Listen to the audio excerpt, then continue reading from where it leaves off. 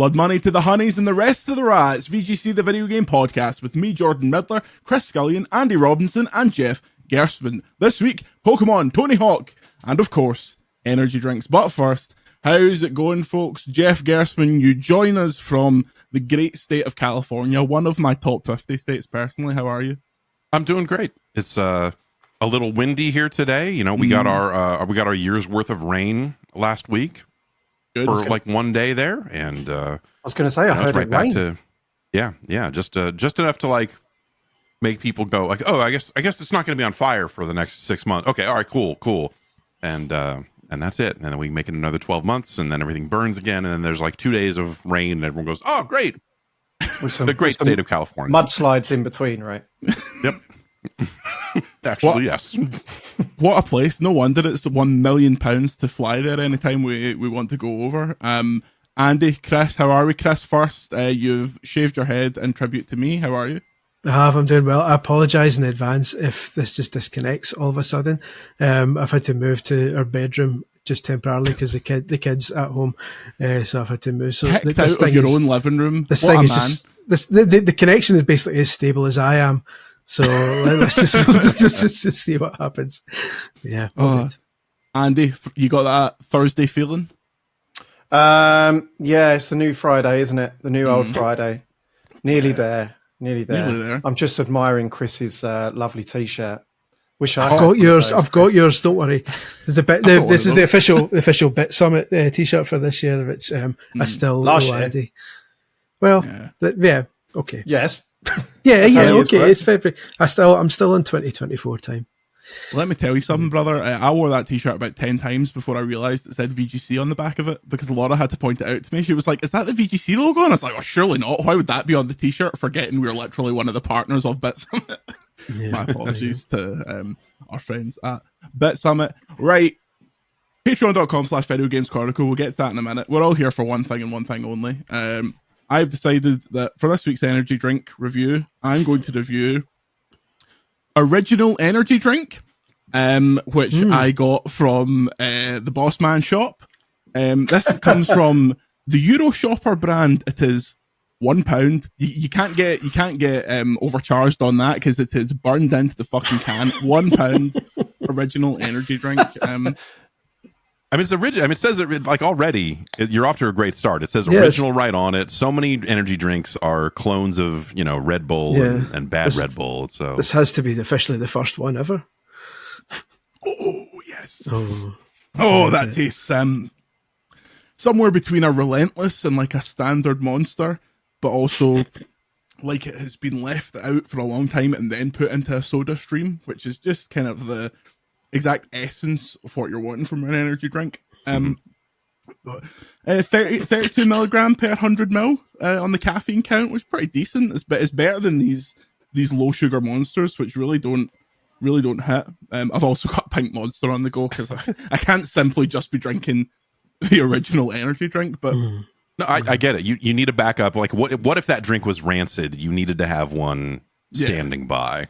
Yeah, you've got to go to the old familiars, especially when you're in this, as you know, you're in this game of scientifically testing energy drinks. You can't pin your hopes on one random fucking grape surprise. Although a drink called a grape surprise, I would absolutely take right now. I mean, I don't have a grape surprise, but I do have a grape. Oh, come on. The very best. Yeah. The only reason to go to America, let me tell you. Yeah, these are up the street. These are cheaper than the other cans of Ghost for some reason. On top of that, so that is unbelievable. That is the Grape Welch's, which I had when I was there when I was in the cesspit of Las Vegas. The one highlight was the Grape Welch's energy drink. Fantastic stuff. That's great. Chris, do you have one? Are you packing? I do. A couple of weeks ago, I reviewed the tropical flavour of Ready to Rumble, the official energy drink of ring announcer Michael Buffer. Yeah. And I thought in tribute to our American guest this week, I would bring the original flavour again claiming to be original, but we've got the stars and stripes like emblazoned on it. So I thought that would be appropriate. When I think American patriotism, I think Jeff Gerstmann. He's out there, the red, white, and blue. There's two people I think. I immediately think of Jeff Gerstmann, and I think of ring announcer and one-time Dreamcast character Michael Buffer. Yeah. That's the Midway brought Michael Buffer to E3 that year, and they had a contest that my high school friend and eventual roommate won the Talk Like Michael Buffer contest. Good. They had people like basically get in, it was like, okay, and he won a Dreamcast, but this was before the Dreamcast was out, so it would have been E3, I guess 99. Yeah. And and they had people lining up to go, let's get ready, and he was the best at it. We were already well versed in the Buffer verse, I guess, and so he took it easily and got a Dreamcast in the mail. See, that was when E3 was weird. Yeah. Feels like 2000, like 2000, 2002, something like that was the cutoff where it became a little bit more razzmatazz and professional. You go back now and you watch an E3 press conference from E3 like 99. It's literally 3 guys in suits who walk out and read the press release with some slides, and then just trash PlayStation.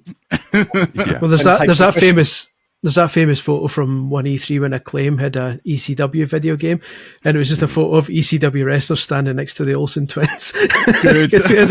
An Olsen twins game out as well. Anyway, I'll see. I do have my backup as well. I've got my lime Coke. Just in case they're ready to rumble. When I see original, I usually think it's going to taste like Red Bull, but we'll see. It's got to. You can find this in WH Smith and airports across the UK for far too much money. It's Red Bull. It's Red Bull all day long. It's Red Bull. I'll take it. I like Red Bull. That's acceptable. There's no need I've for gone for strawberries and cream flavour Pepsi. Oh my god, that's 0 sugar sweet. edition. How can you do something that's strawberries and cream with 0 sugar? That always blows my mind. The science that we can work on these days. Significantly sugary. More sugary than it is. Yeah.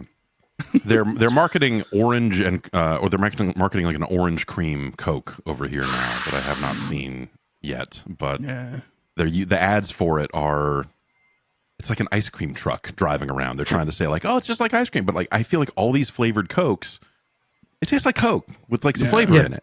And so the idea of just like, oh, this one's gonna be like fun ice cream, and like, no, dude, none of these are like this. It's crazy. For the folks at home, if you ever find yourself in Los Angeles International Airport and you want to kill some time, go to Terminal 4, I think. The United Lounge has a Coke freestyle machine. That killed hours of my time. Just every single random flavor it was going, and I felt like shit when I got on that plane. So do they not have freestyle machines over there? Or is that a... Well, we have them in Five Guys and a few cinemas, but obviously Five Guys, I don't know what it's like in the States, but Five Guys over here is about fucking 50 quid for one burger, so it's not... I remember before it came here, I was in honeymoon in New York, my wife, and we went to Five Guys for the first time and loved it, and then when it came here, it was prohibitively expensive. The problem with the freestyle machine is like a lot of people will go to a drive-through, and you can't go up to the drive-through and be like, hey man, I want like a little bit of orange, and then can you put some vanilla in it? Again, you can't give a drink order like that without someone just going like, get out of here, come on. And so you got to go inside, and then once COVID hit, no one was doing that ever again. So I think the freestyle industry took like a major hit over here over the last 5 years, but I think there are still some around. Yeah, I remember you saying, honestly, probably 15 years ago now, that the number one drink that people get out of the freestyle machine is just straight up Coca-Cola, and that makes me feel that's the height of lack of creativity. My partner's the exact same. She'll just get a Diet Coke, and I'm like, you could grape Fanta, you could get Fanta Fruit Twist, which doesn't darken the doors of the UK anymore. It's a real shame. Anyway, mellow yellow while you're at it, something. It's like, role-playing games with really deep customer character, like customization systems. I always just pick the default. I'll make like a couple of changes just to feel good about myself. I'll be like, well, I don't like her eyes, so we're going to change and then that's it. I'll put glasses on them just to relate, and then that's it. Chris, we saw from your WWE 2K24 character, you take a lot of time to make a custom character that's very authentic. Listen, I don't usually, but when it comes to WWE games, you can't mess about. You have to take time in WWE. Everything else, glasses, sometimes an afro, but WWE, I take my time. It's become a great litmus test of character creators and RPGs for me at the moment to try and make Chaperone. And Dragon Age, probably the best thing about it was the Chaperonification of it. And yeah, I think that's something I will carry forward with me, hint, hint, for future RPGs. But yeah, if you're just going to make a generic looking character, I look like a generic looking character, so I have to feel something. Those character creators have made me realize that I don't know what I look like. Do you know? I sit down and go like, I'm going to make me, and I go like, I've actually called my wife in a couple times. And said, can you do this? Because I don't know. I can't.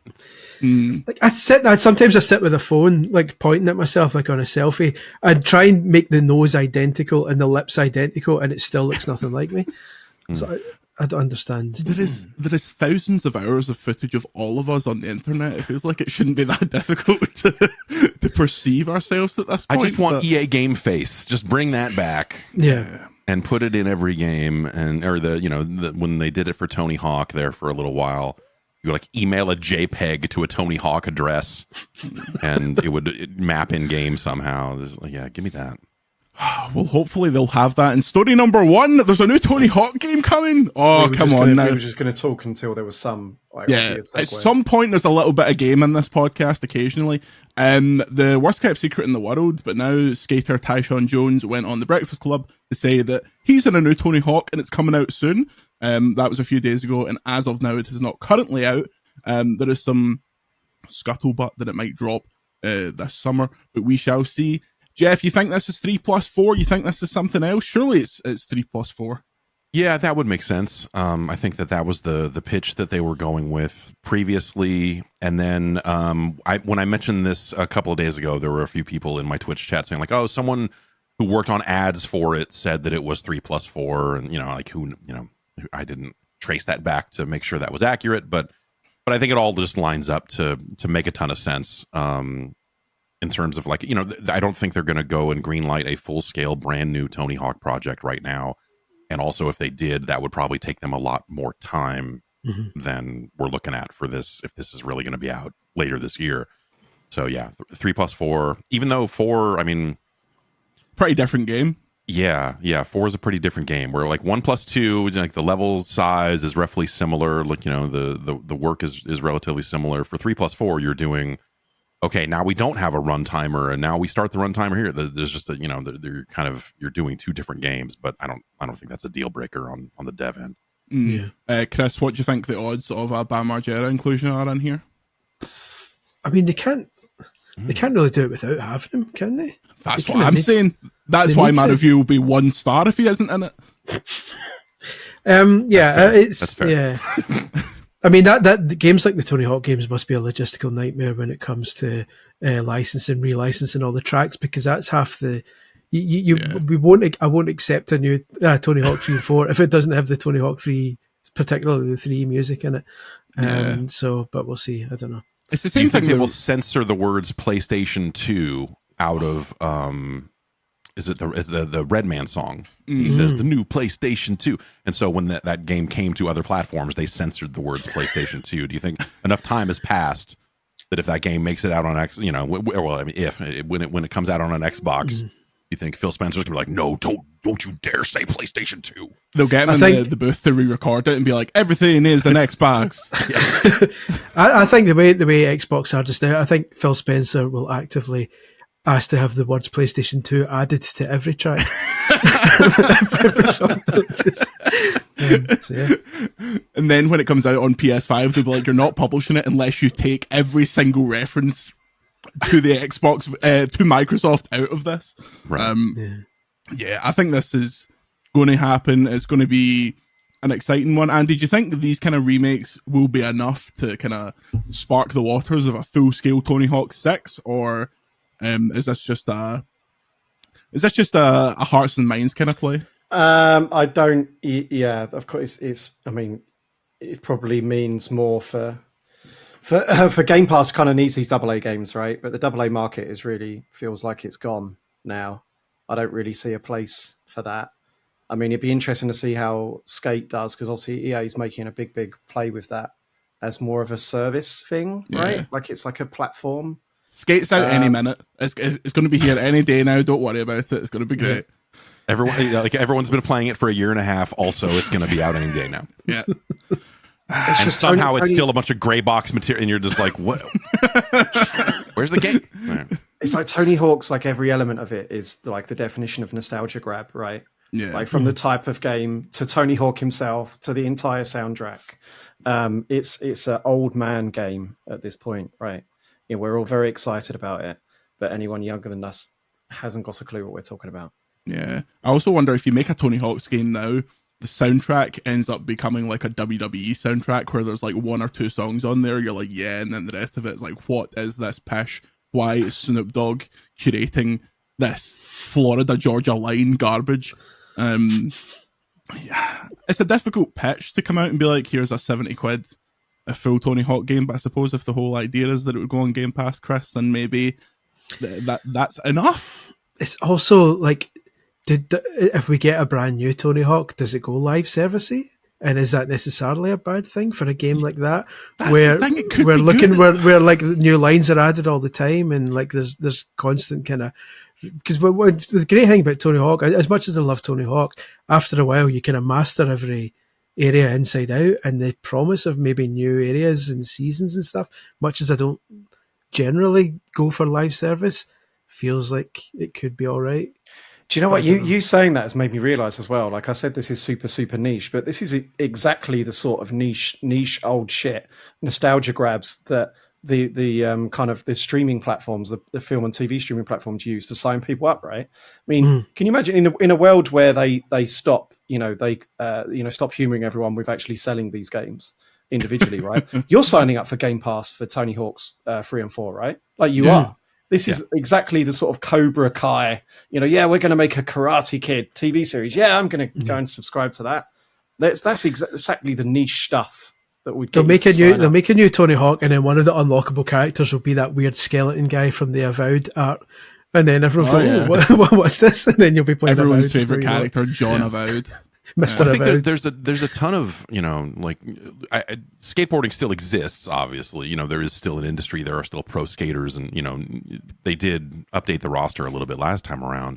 Mm-hmm. But I do think interest in skateboarding seems, as someone on the outside of it, it seems like it is on the rise again, and platforms like TikTok are making that a lot more exposed to a wider audience. The more people can see, like, oh, this guy had this crazy line and nailed this trick, and here he is messing it up 4 times. The other thing that seems to be happening in some of the skate clips scene is some people are using AI to fake it. Of course. So you're seeing people with nailing these massive long rails, and then I saw another TikTok video of someone freeze framing it and going, no, look at this guy's hands. This frame, this frame, this frame, look at these guys' hands. This is all fake. And you're like, oh no, what is that? So I don't know. That's maybe that could be a part of the new game is, you can spend enough money to fake your footage if you make it. I always thought that Skate totally missed a trick where they missed out the era of social video being a big part of their games. Obviously they had the ridiculous labyrinthine way that you could get your videos out of the 360 version onto a website and stuff like that, and me and my friends used to do that and make skate videos on YouTube, which are thankfully lost to time thanks to copyright. But that was that always seemed to be a natural pitch for me for a Skate 4. You're a skater who's trying to make it big on social media, make these lines that work, and it's a vertical video platform, and they call it fucking stupid, GIF-GAF's already a thing, but you get the idea. But now it just seems that I don't know if that part of Skate's been kind of abandoned for the new one. I've not played any of the playtests. I've not done any of the dark arts to play it now. But is Jason Lee going to be in the new one? Is he going to be your coach? What that's are we my doing hope. Here? That's the deal breaker for me. Is if they put something out and it's just if they lean too hard into it's your world, go build your thing. I know you build the thing. I don't who am I to build you make games, make one so that I can play it. I don't want to sit here and build a bunch of stairs and set all this stuff up.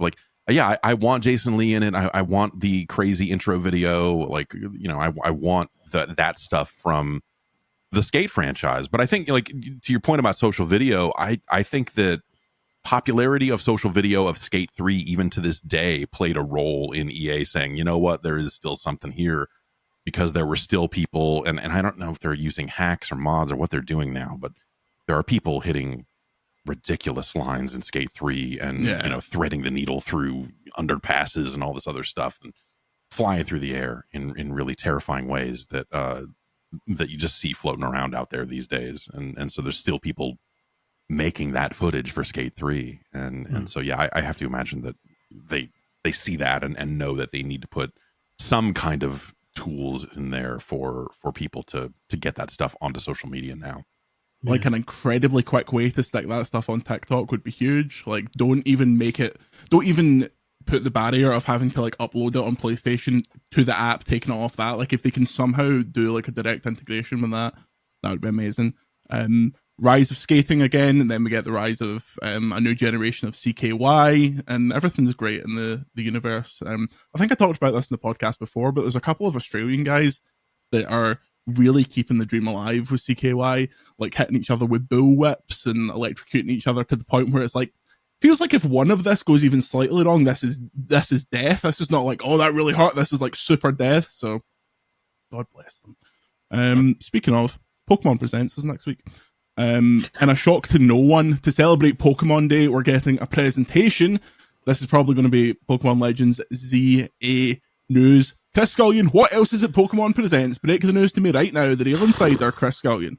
Some other app weird thing, like Pokemon Sleep, but hell yeah, for something different. Pokemon Coffee, and it measures the way you make your coffee, and if you make it wrong, a Psyduck comes out and goes mental. Yeah, because you've made your coffee wrong. There you go. Scoop. I'm into it. They had the teeth brushing one. They've got Sleep. Mm-hmm. I mean, they've got Pokemon Go. Well, I mean, they currently have Pokemon Go. I am not going to dignify the ridiculous rumors with naming them, but there's obviously always the chat about why do they not sell any of these old games and why are they never on the Switch services? Next year's the 30th anniversary, Jeff. Do you think this is when they start actually selling the old stuff again, or are they so ingrained in if we're going to an old generation, we're making a new game for the old generation rather than selling you some hot ROMs? I think that, you know, there's room to do both, but I do think that if they were to go down that road, it would be remakes of those games. It would be yet another remake of some of those games in some cases to kind of bring those forward in time ever so slightly, because they can charge more money for it and they know that people will buy them, and so and it gets them out of the hassle of, like, you know, when you start emulating old Game Boy games and all of that, old Pokemon games specifically, you get people come out of the woodwork and going like, well, yeah, but can I trade Pokemon across players and all that? And they have to do all the link cable work that they don't want to do. And, you know, there's just a lot of stuff, that baggage that comes with those old games that they could get away from if they just said, screw it, we're going to do a full-on remake. Yeah. I kind of assume that this is Legends ZA, and then Andy, do you think they have a Switch 2 game that's like not an RPG? Like maybe this is where we see a new Pokken, maybe we see Pokemon Troze 2. No, I mean they're not going to be announcing Switch 2 stuff before Nintendo's Direct. Isn't Pokemon bigger than Nintendo though? Aren't they the boss? They are, but they also, you know, don't need the money, right? No, they are they're even more Nintendo than Nintendo are. They never make the obvious decisions, which is why I'm still not convinced that they'll ever do anything with these classic games. The rumors that are going around about doing a classic game collection, that seems to come around every year. Yeah, you know, that fans are expecting that, and they never do that. You know, there's always weird reasons when they've got more to lose, right, than they have to gain. They're like the biggest entertainment brand on the planet. So it always seems to me that whenever you and Jeff, you might have some of this, whenever you speak to someone like at the top level at these companies, there's always like weird, quirky reasons why they don't do something, like exactly what you just said there. Like, oh, but then, you know, people would be asking us, like, why can't we trade this? So we don't do it. Like the one that always comes around is that someone told me that like they asked one of the Capcom bosses why they never brought back Dino Crisis. And it was like, oh, at the end of the last game, they're in space. so we can't figure out how to bring them back. So it's done. Just stuff like that. If everyone else is going, well, of course it may. Why don't you bring it back? But there's weird reasons. So there must be. I don't know. I always look at these companies where they have. Does Pokemon Company have much to gain from sticking their games on Switch Online? Do they have much to gain by opening more store, like opening Pokemon centers in the West, for example? They seem to be printing money with their obtuse methods quite well. I'll tell you what the dream is, because you're saying how can they add trading functionality to the old games, and I immediately think there's a developer who would take the time to do that, and that developer is Digital Eclipse.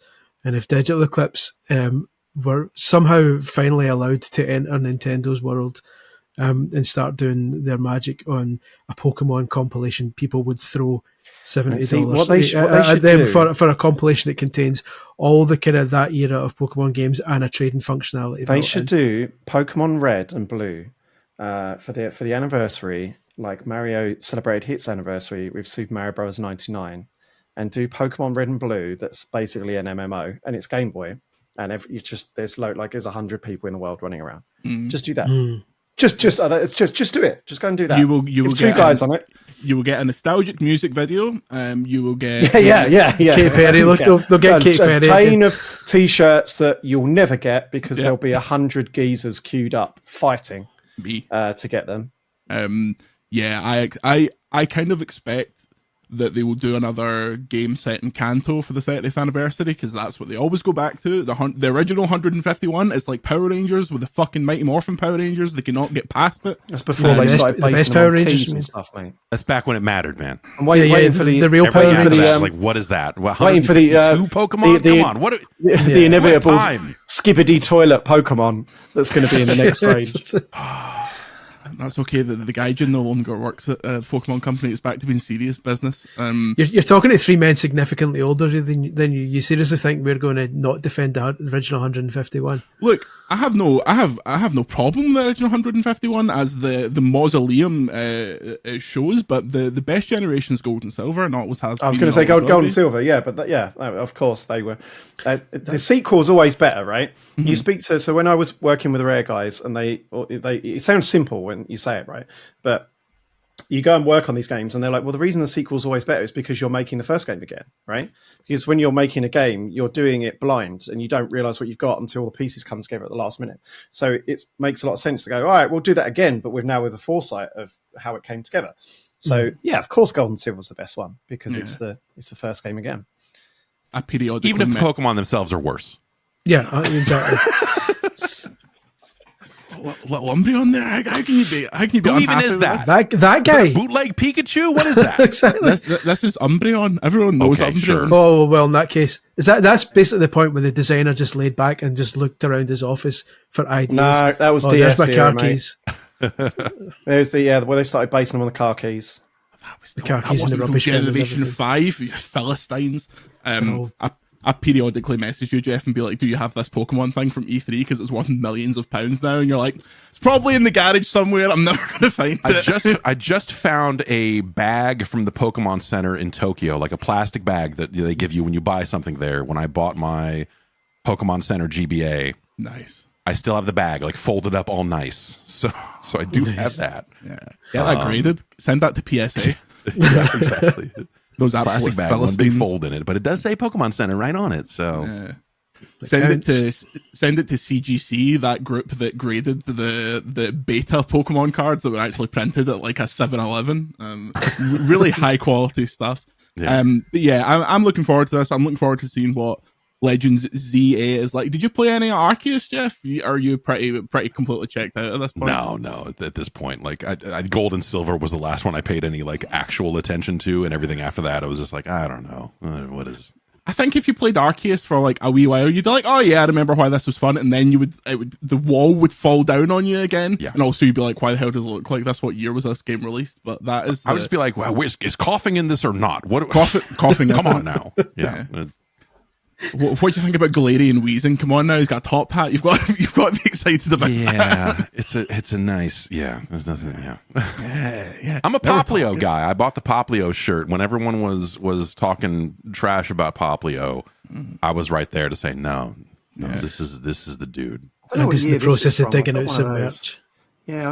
That's that is Froakie. So that would be from the X and Y era. So that's like 3DS times. Old stuff. GTA 4, my favorite Pokemon game.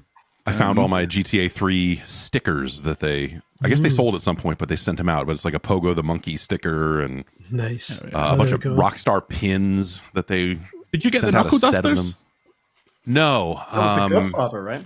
No, that was okay. That was Godfather, and we were not on the EA cool people list whenever that game came out for whatever reason.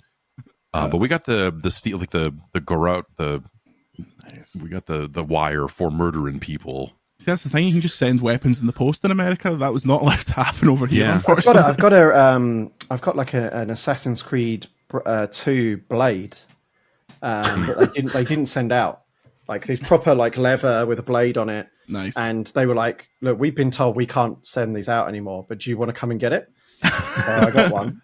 So you should be opening cans of juice with that. Did the Ninja US? Gaiden, they sent out like a triple. It's shaped to be like a ninja star or something, but it's actually just 3 knife blades that you can fold out, and it's in kind of a shape there. They sent those out. Did the US get the infamous Saints Row lengthy baseball bat shaped like a large massager? Yes. Yeah. We got one of those, and it was like fun for like a day. We got one of ours, with bro. it, and People were then still you're fighting okay. with them. We got years of use out of it at the office. That's why all those magazines shut down. No work got done because they were just leathering each other with that. Yeah, bat. people just getting smacked in the head with a big giant purple willy. Well, giant purple willy coming next week to VGC's Patreon. Very quickly before the break, Chris, I don't know about this shit because I don't know about no old man nonsense, but limited run games are blowing up your NES. What's going on here?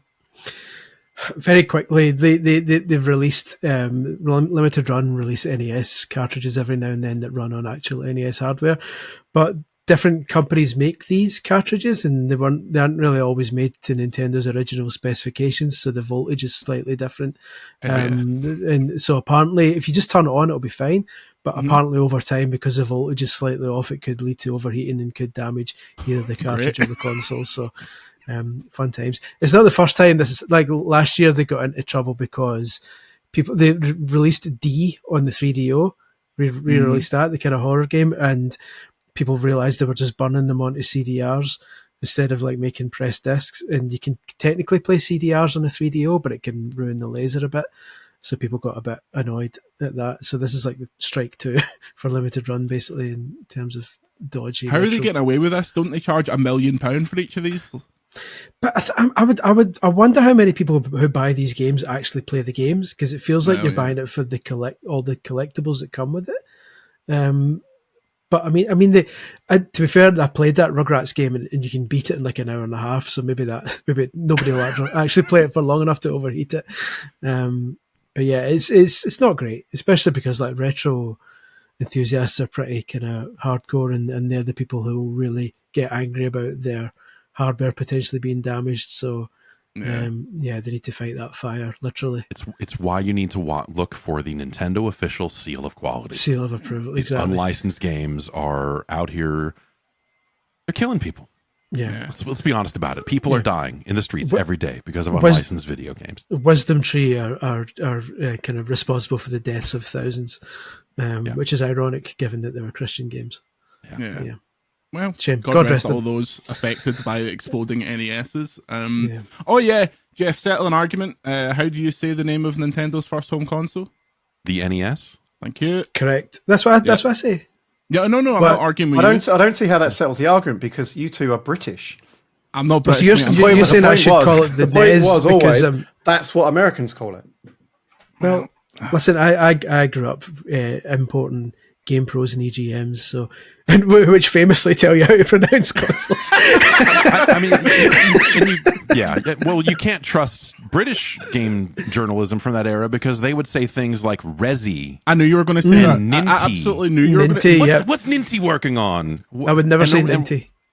And companies are companies are singular. Yeah. Over there in a way that like, oh, Nintendo have got the. I'm like, what are you? Go throw a few more U's into some words while you're at it. Come on. Shigsy as well. Miyamoto was Shigsy for a while. Back in the day. Yep. I've never abided by Ninty. That's mental. Nah. Yeah. But I do. Resi 4, that makes sense. Calling it RE, that's just, you've not got time for that. You've got to move. There's so much going on in this publishing landscape. It's all kicking off. Does all this go back to calling Paul McCartney Macca? Is it all just the exact same concept that, applied to different properties? I'm generally easygoing with different pronunciations. The only one I draw a line at is Super Smash Bros. And Super Mario Bros. You say Bros? I would say brothers. Okay. Am I wrong there? I mean, I say brothers. I would say brothers there as well. The Super Mario Brothers. It's decided.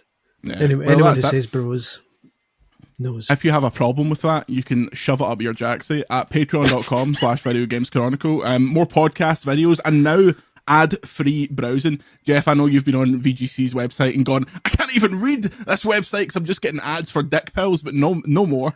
Not anymore. Ad-free browsing. I'm trying to choose the exact right commenting name. I'm sitting here looking at it like, okay, I got it. What name am I going to pick for comment? I'm thinking about it. I made the mistake about joking in the Discord about our commenters taking our names, which they began to do, which is not allowed. Don't listen to me. You should know by that. You should know by this point. Do not listen to anything I say in that Discord. Well, you can have spaces in your names. We, us lowly users can't. I'm going to have a space between every single letter. I'm going to break the website. May I suggest Jeff? You seem to like that. It's taken. It's taken. We'll speak to someone. We know someone. We can get you. If you want, it's like old Twitter. If you knew the right person, you can get whatever name you wanted. We'll have the original Jeff killed. We go on Patreon and it turns out they give us like £500 a month, and we're like, oh well. See, I have a one Jeff policy, and as soon as I started messing up and violating it, everything went to shit. And so, you got to go right back to it. Yeah, it's life. Maybe we'll just randomly change your name every week, and you'll be like, "Oh, that's interesting." That's fine too. we'll make it a Patreon perk. Pick Jeff Gerstmann's name. We'll be back with maybe no Sony show this summer. Heaven forfend! And your Discord questions. We'll be back in a minute. And we are back. Hopefully, y'all had time to run to your local Euro shopper and get a original energy drink, which, I'm going to tell you, not bad. In my nascent days of drinking original Rockstars, original Relentlesses, this would have fit right in. I noticed, Jeff, when I was last in the US, not a lot of Rockstar representation, but in Canada, tons of Rockstar representation, more than you'd believe. What's that all about? So Pepsi took over distribution of Rockstar at some point. Okay. And I believe Pepsi also currently distributes Bang, because if the Bang went bankrupt, the guy running Bang has always been a lunatic, but at some point became too crazy to run an energy drink company, so it got out of his hands and whatever else. But yeah, I think there was a change in distributors, and as such, Rockstar, I'm ordering cases of Rockstar from Amazon. So I'm on a bit of a cycle where I'm going like C4 Ultimate Fruit Punch. I'll drink a case of that, and then if I drink too many cases of that in a row, one a day. I'm not crazy. One case a day? That's like me. Yes, one case a day. No, one can a day. If I drink too many cases of C4 Ultimate in a row, my stomach starts to get real bad. I'm an old ass man now, and so I have to cycle off of it onto something more simple and basic, like a Rockstar Fruit Punch. That's like the methadone equivalent of the C4. So we'll take a bit of a break there, and then step back up to the C4. I'm on the C4 right now. But I ended up picking up some Ghost because I just wanted to flaunt it. Yeah, I mean, I can get this whenever I want. I've been in America about 45,000 times. You keep dodging me, but I'll get you one of these days. I'm just going to sneak up behind you. You'll be on the street with an energy drink, and that'll be it. One of these days, these kids will get old enough for me to leave the house again, and then we'll hang out. And but until then, it's Diaper City. No, that's fair. That's also what I call Los Angeles. I had one of those. Is the C4 Fruit Punch the one with the red top? That was a really nice one. I had a couple of the Jolly Rancher ones. Authentically tasted like Jolly Ranchers, but you couldn't drink more than one of them without like wanting to rip your own teeth out. Yes, those that's a regular level C4, a non-ultimate C4, but it's still you drink more than one of those in a sitting, you're gonna notice. You still get those WWE ones over there? We never got those. The ones with like fucking Seth Rollins' tits on them and shit like that. It feels like that those are leftovers or something. You can still get them. You can still order them. And the 7-Eleven near my house, I think, still has 2 of the flavors. But I don't know. Like the distribution on those feels like, oh, we made too many of these and no one bought them, so we still technically have cases and cases of them that they're just working through. But I don't know. It's the general rule of thumb, Michael Buffer aside, obviously, that if the can basically has a licensed property on it, then the quality of the energy drink is going to drop dramatically. I can't think of many energy drinks with an IP attached to them that are actually very good. Yeah, like that. The Freddy versus Jason ones we were doing, those were really shit. Were really the Ric Flair drinks are absolutely abysmal. Mm-hmm. The G Fuel branded ones are like, they're hit and miss. Like obviously those are themed. Like there's ones that are themed after like fucking dickhead influencers and shit like that. There's the Tetris one, which you're wrong about, Jeff. That Tetris one slaps. I've had it once and it really. I had the second can of it to make sure, and the second can of it was even more rancid than the first. So yeah, I don't know, man. This is a man that takes it a 7-Eleven seriously. exclusive FaZe the esports. We love FaZe over. Andy's actually in FaZe. He was one of the original FaZe members for Modern Warfare 2. The OG FaZe. You haven't said anything massively racist in them. That's weird, but I don't know how they would let you in FaZe if you know. That's why he's not there anymore. Yeah, fair enough. I'm too racist for FaZe. That's what it says in his blue sky profile. Very quickly before we go on to Discord questions, Grub is saying that they're flip flopping internally at Sony about doing a big ass summer showcase. Chris, how are they going to do a summer showcase when they've got no games? Lol. Lol, indeed. Well, this will be this would have been where the games would get announced. You would imagine this is where, but I don't know. I've given up trying to guess what Sony does. Yeah, that's a PlayStation Pro 2. Here we fucking go. Yeah, we'll see. They'll do something. I mean, even if it doesn't necessarily align with Summer Game Fest and what have you, you got to imagine like at some point, it'll just, even if it's just like another normal state of play, and there'll come a point where you get a state of play which actually has a bunch of first party stuff, and everyone will go, "Oh, that was the best state of play I've seen in years." Rinse and repeat. So as Andy pointed out on the show, they're doing their big shit at Jeff shows now. Like the summer thing is just like the big thing from the last summer. It was Astrobot, which obviously we loved, but it was also Concord and all that kind of pish. Like your Naughty Dog games, their Jeff announcements, and obviously because even the showcase. I mean, I really had to, when I wrote this story, I had to properly like dig in and split hairs between what they define as a showcase and what they define as a state of play, right? Yeah, because they haven't had a showcase. Apparently they didn't have one last summer. That wasn't a showcase. So I would have assumed the late May, June show they had, which had Astrobot and Concord on it. Well, that's a showcase, right? Nope, apparently not. So even like state of plays where they announce first party games are not showcases. So I don't. Apparently, the last one they kind of counted as a showcase. They did like a deep dive on Spider-Man and some other stuff. I guess maybe maybe they're longer.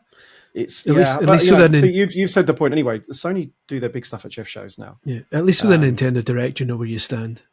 Yeah, you know what it is. Which I'm not against, by the way. I mean, we said this on our other podcast. Good, bring back more in-person stuff. Yeah, get reactions out of folk. Being in the room for that Naughty Dog game at the Game Awards was it felt old school.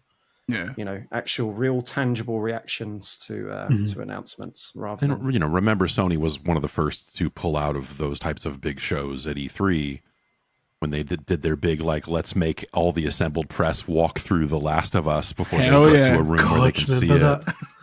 And that guy playing the flute, who's like one of the world's best at that particular instrument. What a guy!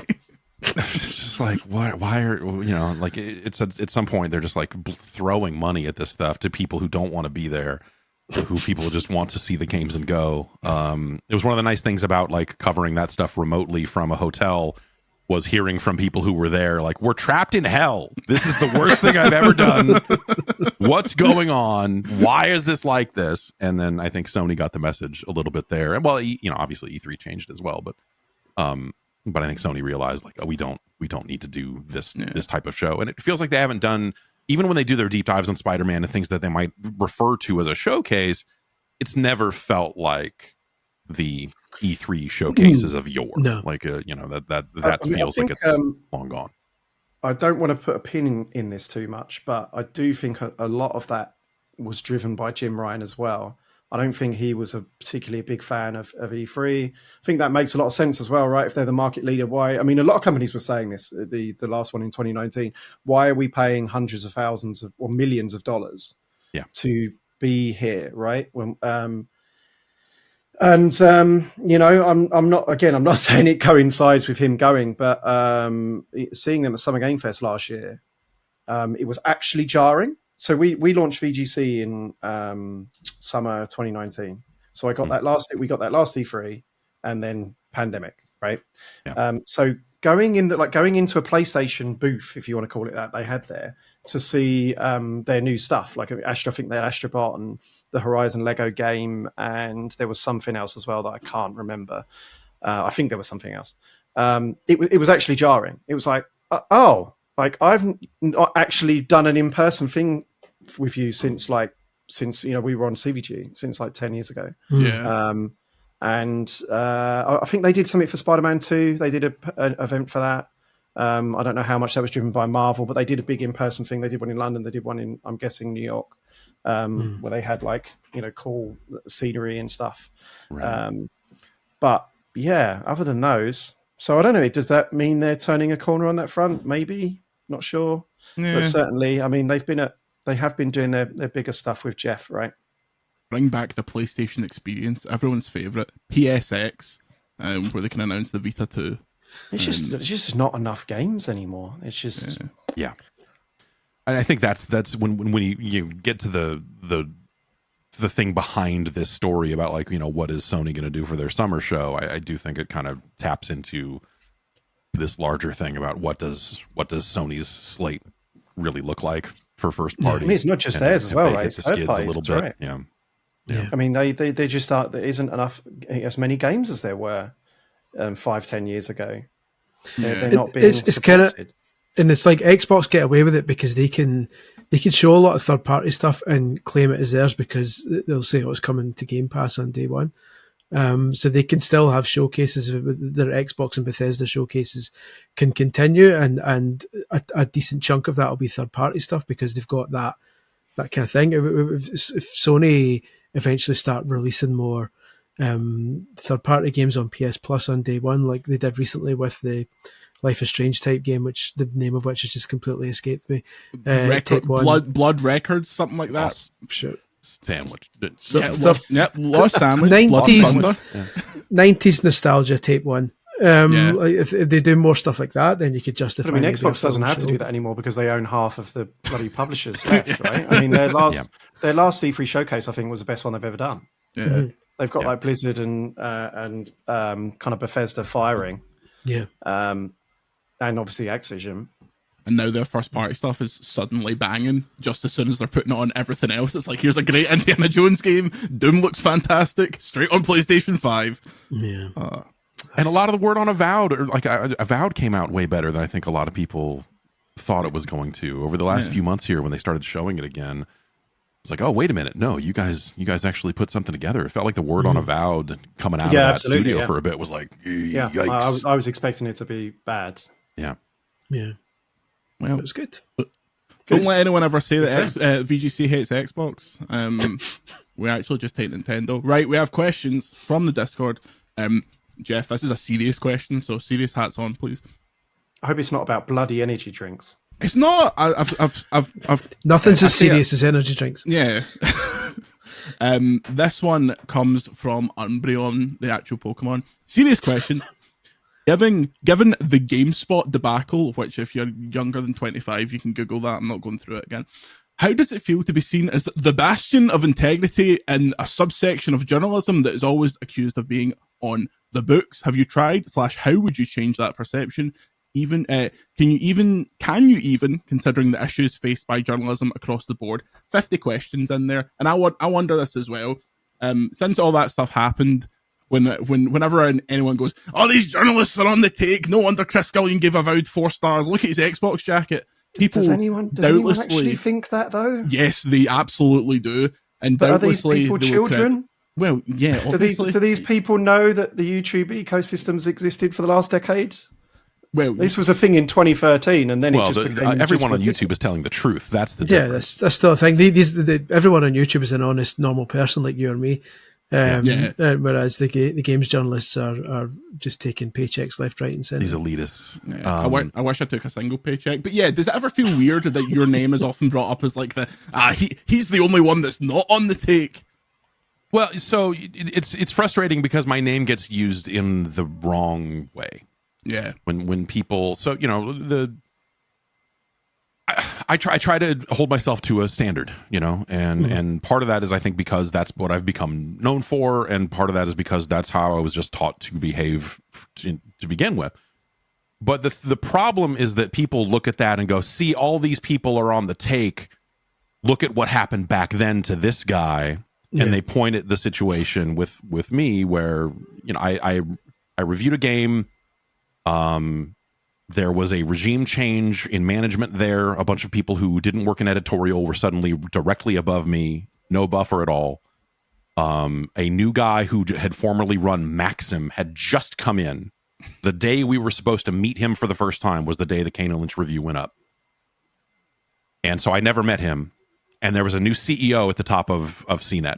All of those people, new to their positions, decided we need to make an example about how tough we are. Get this guy out of here. And Kane and Lynch was a massive advertiser and all this other stuff.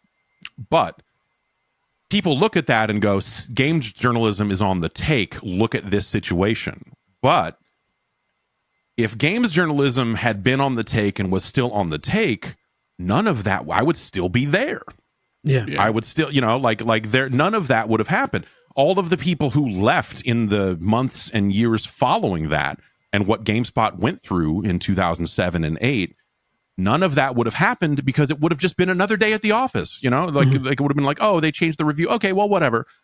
Instead, it did what it was supposed to do. It caused complete upheaval to that publication, and they were under fire from all angles to the point where the person who had just come in to run that division eventually had to leave because the staff would not respond to him. He was not an effective manager anymore. And so that's how it's supposed to work, is if something like this happens and it's a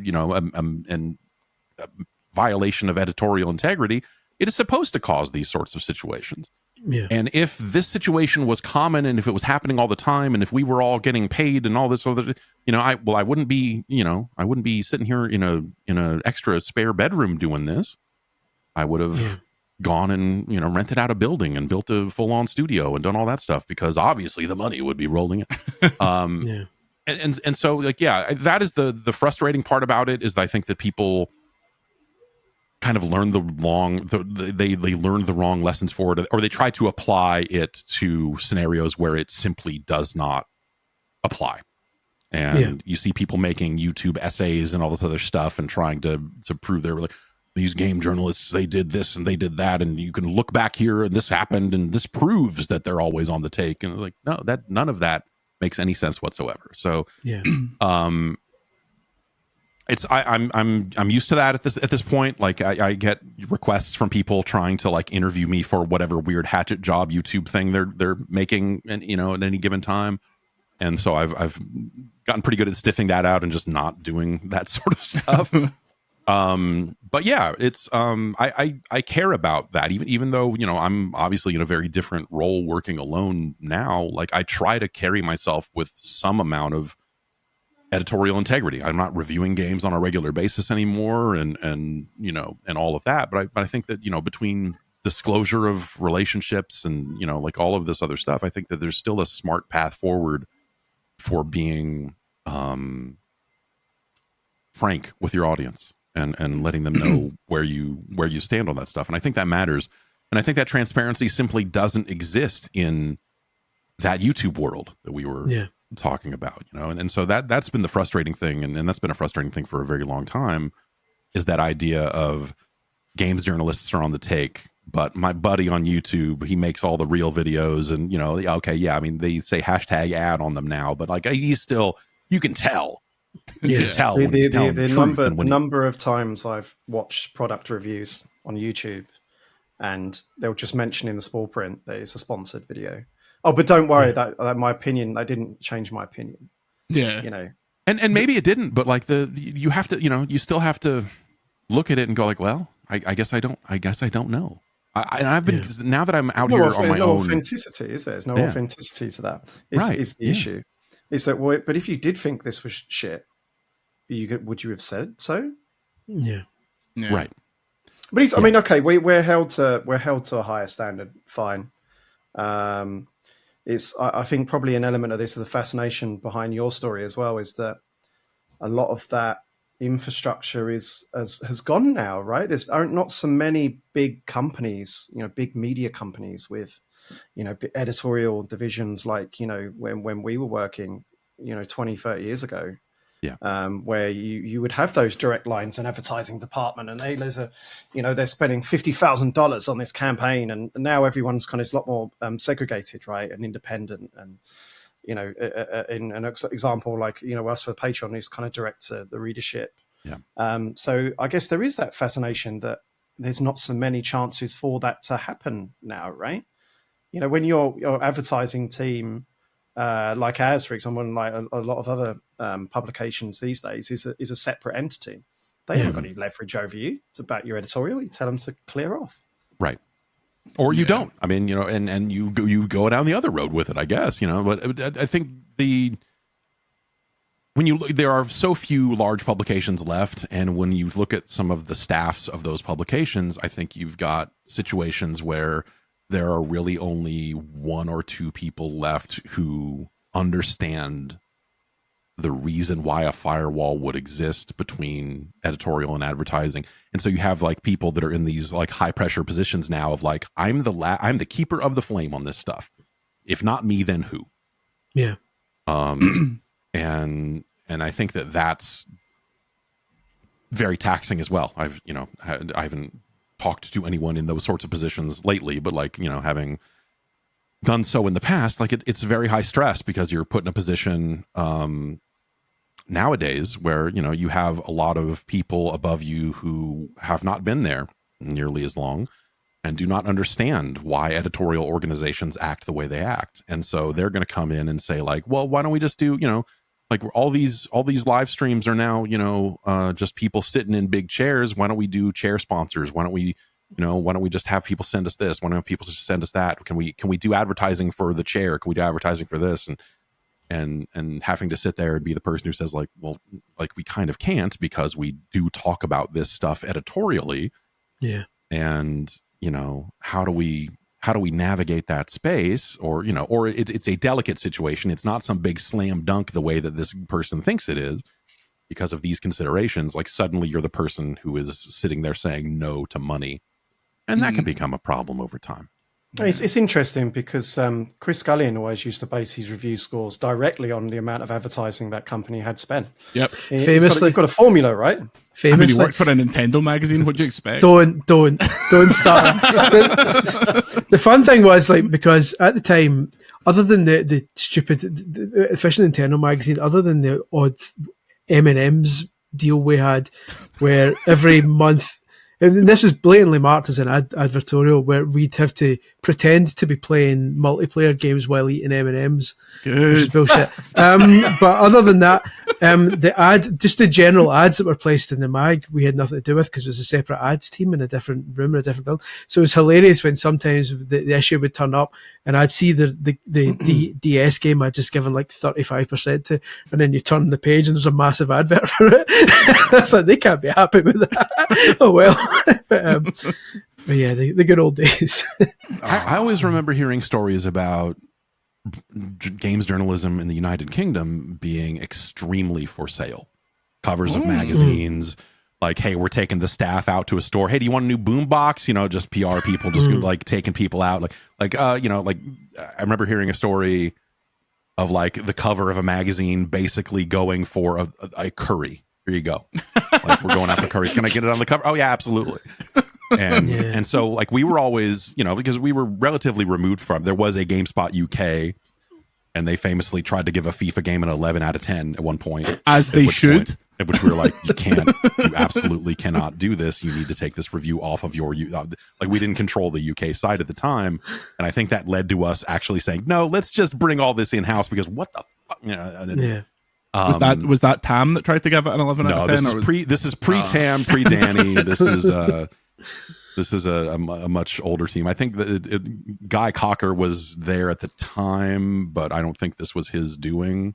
I mean, maybe I can't speak for the 90s. Me and Chris started early 2000s. I mean, obviously the magazine world is very different.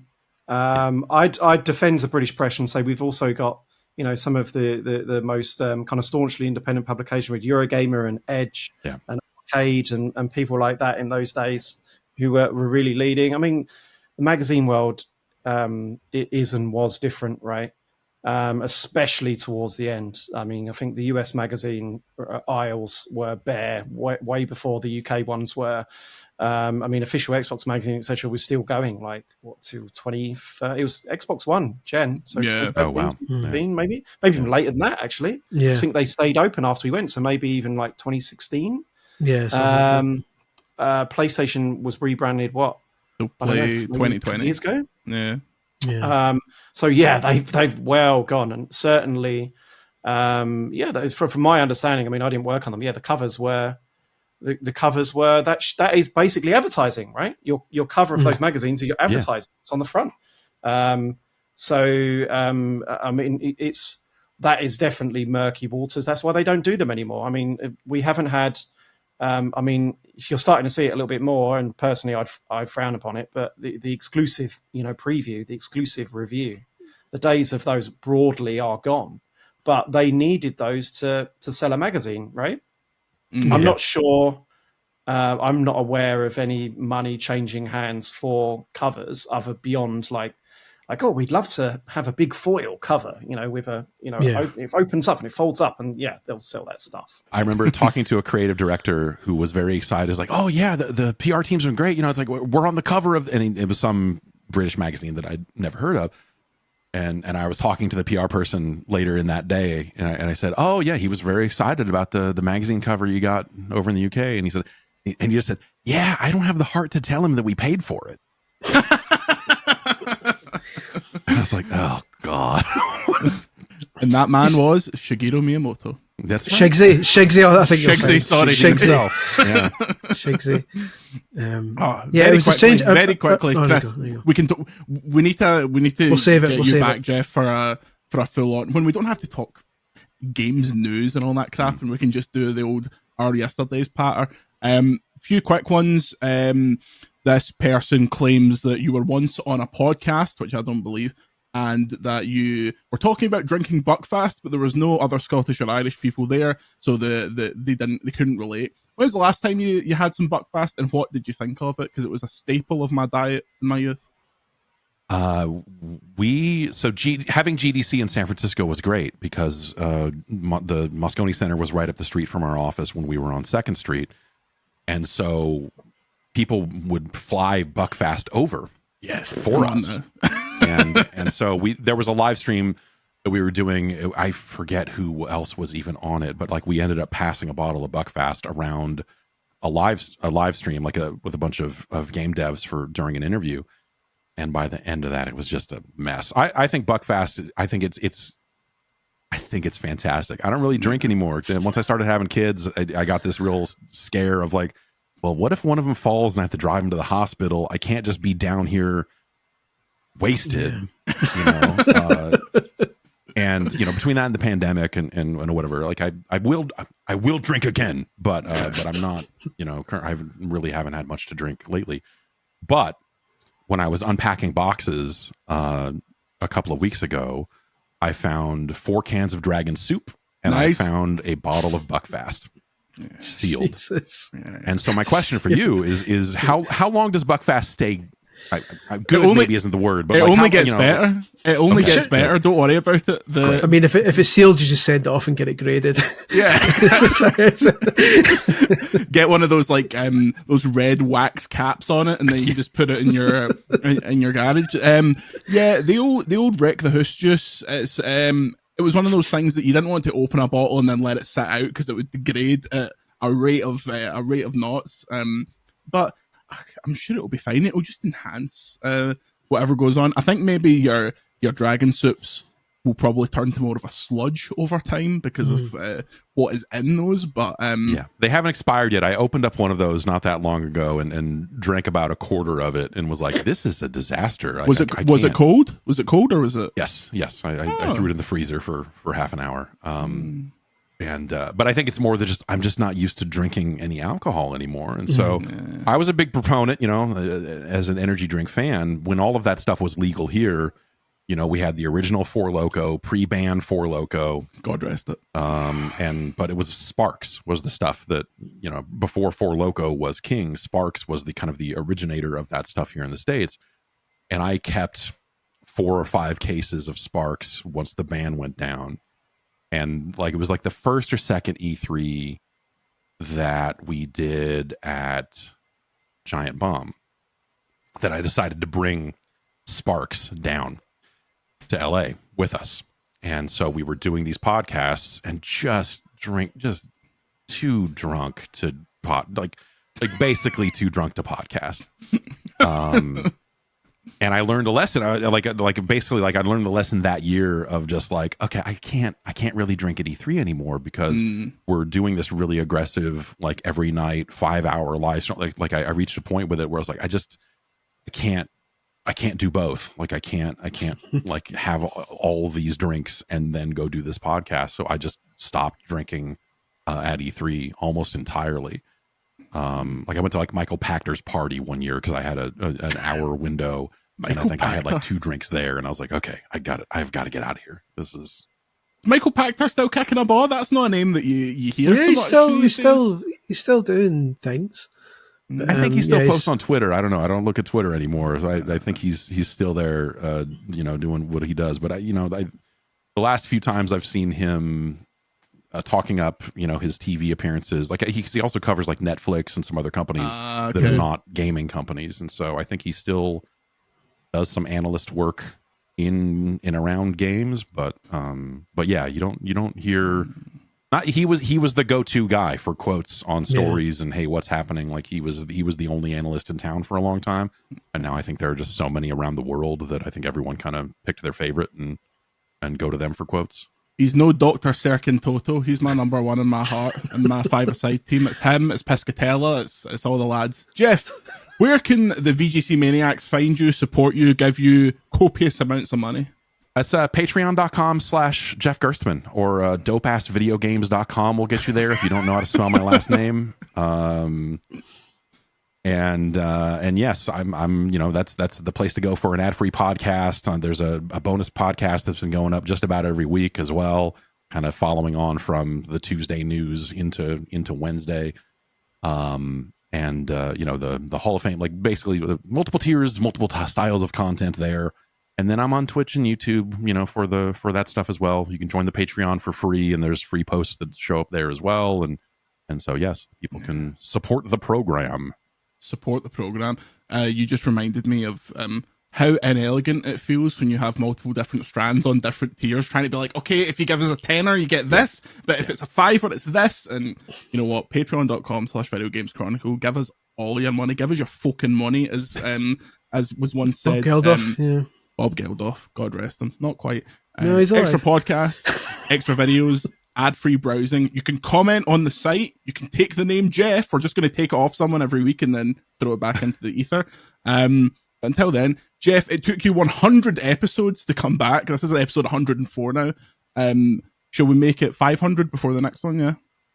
Yeah, let's. Then the kids will be old enough that I can show up at any time and not have to leave you waiting here for a few minutes at the start. You shouldn't say that, because with the amount that I'm in LA, if that trajectory continues, it'll be 10 years from now, and I'm just going to show up and be like, okay, what are we doing? What's happening? What's the plan? And I'll be like, get in this garage. We're cleaning it out finally. Can I record it and put it on the Patreon? That's the only question. Yeah, probably. Yeah, sure. I'm fine with that. My wife would love it. Are you kidding? I've been trying to move this whole operation out to the garage because this needs to be a child's bedroom eventually. Well, if you go the way of every other podcast set, it'll look like a child's bedroom regardless. So thank you very much for listening. Andy, Chris, big plans this weekend. I'm seeing you, Andy, at the Pokemon European Championships. Yeah, unfortunately. We'll go and watch some guys play Pokemon Unite. Yeah. Hell yeah. Can't think of a better way to spend a weekend. Chris, your plans? I'm working on my bombshell of a games room to try and turn it into something similar to the child's bedrooms that you're currently in. Excellent. Well, hopefully that'll be sorted by next week. Yeah, Chris? If not, certainly not. Get yourself off this podcast. Thank you very much for your support. Thank you to the great Grant Kirkhope for providing the theme song to this podcast. I'm sure he regrets it every single day. Until next time, say goodbye, Jeff.